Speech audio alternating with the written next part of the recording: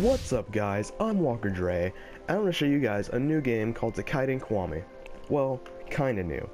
It was made within the last year.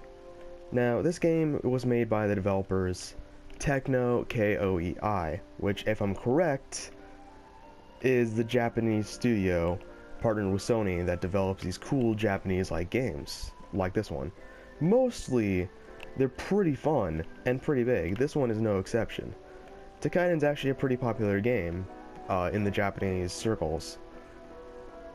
Well, in America at least. The American game, or the Japanese game circles in America find this game pretty fun. And for good reason. So, we're gonna jump in and show you guys how this game plays. First off, you might notice that will give you a Monster Hunter-like vibe, and you wouldn't be wrong for saying that. This game is like Sony Monster Hunter. You run in, kill monsters, get materials, you can kill big monsters, you can just run in and kill small ones, and you get materials for new weapons and armor, and so on.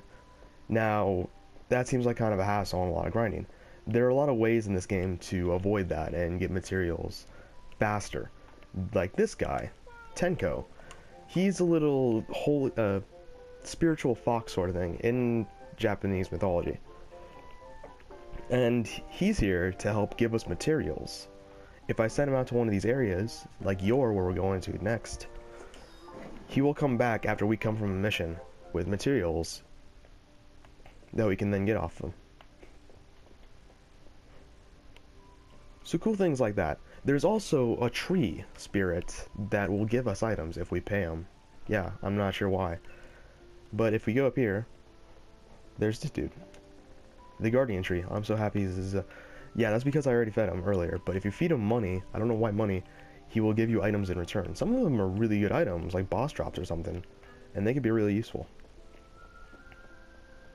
So that's how you would get items normally in this game. So let's go in and fight some monsters, and I'll show you guys other things. Now, this game is heavily based off stats, not just armor and weapons. And there's this prayer offering box. This is another Japanese culture reference. They actually use these. You ring the bell, you offer in money, you clap your hands, and kneel and pray. And it's supposed to offer you good luck.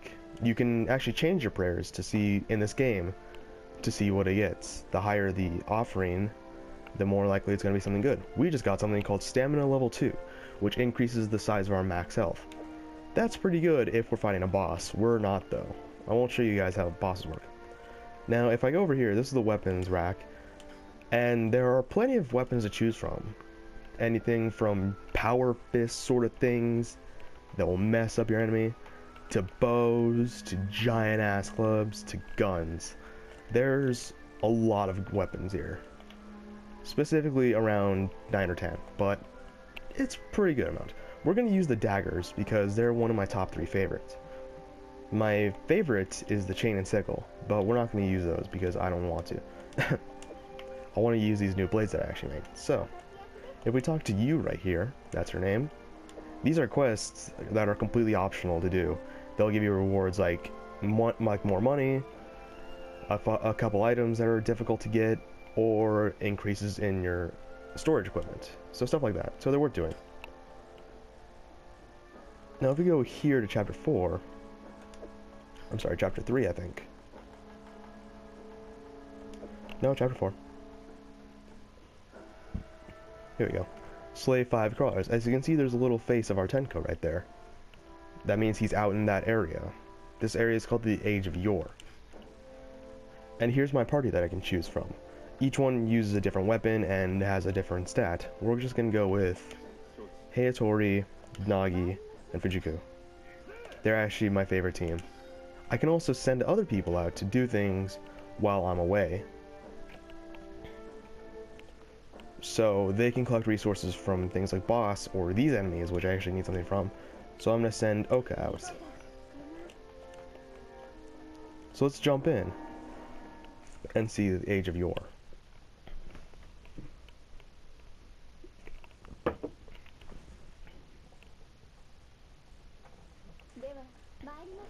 Okay, we're here.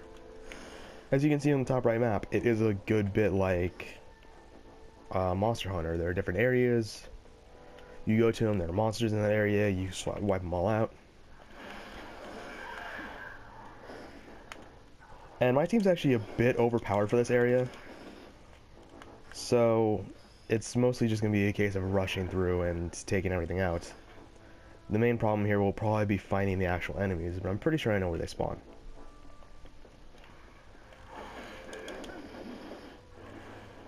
The thing I love about the daggers is that they're so not diverse, but they're so fast,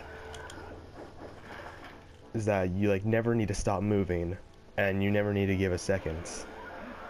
Of course, I don't need to actually do anything because these guys have got it all taken care of. But yeah, you can also hold down R1. This will regen your stamina faster. This will also purify any Oni or Oni body parts. Oni are demons in Japanese lore, and these are the guys we need to take out.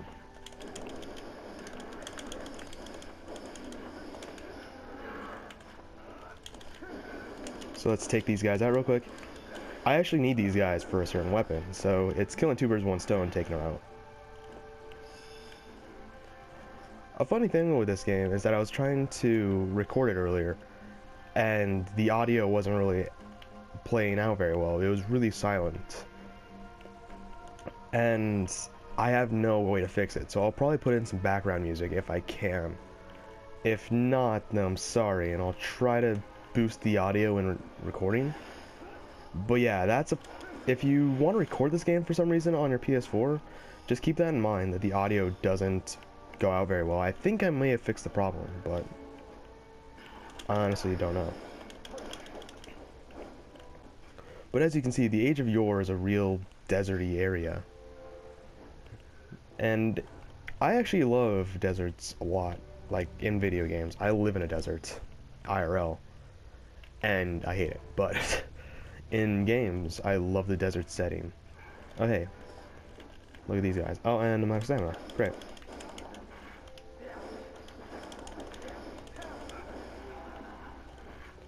So when you run out of stamina, you can't do any special attacks.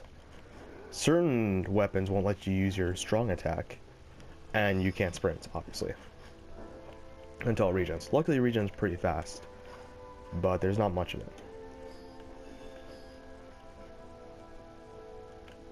So as far as I know, we've taken out everything that we can. There's one area that I'm missing, and this guy just spawned right here.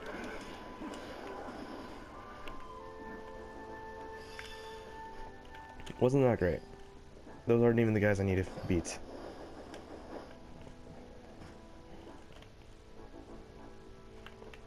We're looking for crawlers, which are small, as you saw, they're just torsos.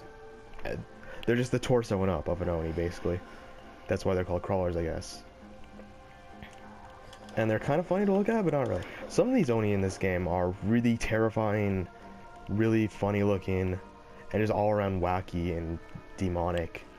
I wish I could show you guys all of them, but I don't have the time to. And I'm sure you guys wouldn't want to watch all that. So I'm trying to keep this as short as possible by taking these crawlers out. I think after this I still need one more.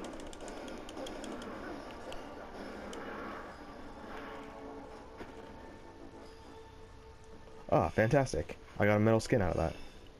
I got 2 metal skins. Those are actually the items I need. And that's pretty amazing that we got 2 of those at once. Oh hey, that's something I forgot to mention. If you send your Tenko out to areas that you're in, you have a chance of finding him. What he'll do is actually boost you in battle, either depending on what kind of stats you gave him. I gave him a healing stat, so he's able to heal me in battle if I need it. In fact, he just gave me a regen perk. So if I stand in this ring, I'll constantly regen health. That's useful if I'm in a boss fight. I'm not, though. And we went to Area 0. I don't know why. Don't need to be here. Area 0s always spawn, by the way. So, where's this last guy? I might cut until I find him. Unless, of course, he's like right around the corner. Here they are. They respawn back here.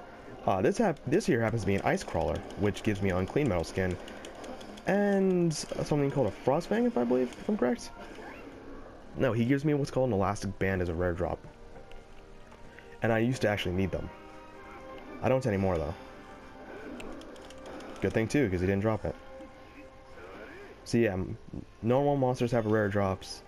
Also, so do bosses, but bosses are actually easier to get. It's better to grind for bosses if you need them. But yeah, that was the basics of Toukiden Kiwami. I hope you guys enjoyed this game. It's really fun, and it's on PS4 and PS Vita if you want to go check it out. The playable demo is free, and it's pretty big. It shows the full first chapter, and the first chapter is not half bad. But the full game is like $60, so if you don't like it, or if you're like on the ropes about it, I don't recommend buying it. But if you're looking at this game and think, I want to play this game, then I highly recommend it, because it's a fun game, honestly, and it's really long. Look at that. Okay, and now that we're done with the mission, all of our resources can be gotten.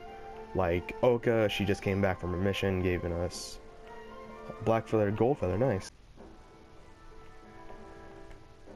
So yeah, that was Toukiden Kiwami, and I hope you guys enjoyed this video. There's a lot more to this game I didn't get to touch on, but in the future, maybe you guys want to see more, and I can show you guys more. Again, it's a fun game, and I highly recommend checking it out. So if you liked this video, follow, or don't follow it, I don't know if you do that on YouTube. Like, comment, subscribe, all that cool stuff, and comment me about other things you might want to see. I'm stuck in a video footage, so I don't go through a video drought like I've already been through. So if you guys got ideas for PS4 games you want me to play, keep it in mind and tell me, because I'd love to play more. So thank you guys so much for watching, and I'll see you in the next one. See ya.